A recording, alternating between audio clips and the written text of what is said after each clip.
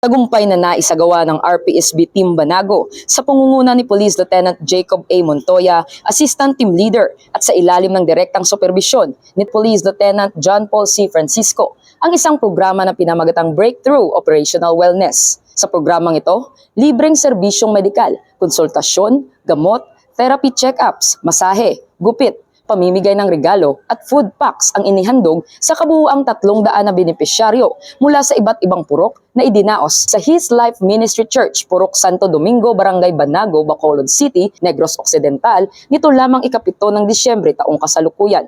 Ang aktibidad na ito ay naisakatuparan sa pagtutulungan ng PNP, Felix G. Yusay Foundation, His Life Ministry, 79th Infantry Battalion ng Philippine Army, Barangay Health Workers at Barangay Council.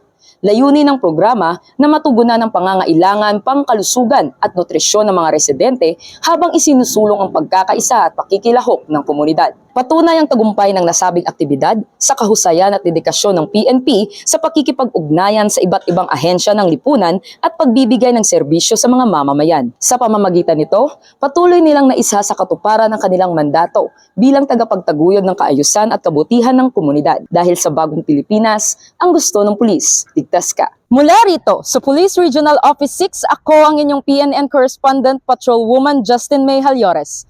Alagad ng batas, tagataguyod ng balitang pulis.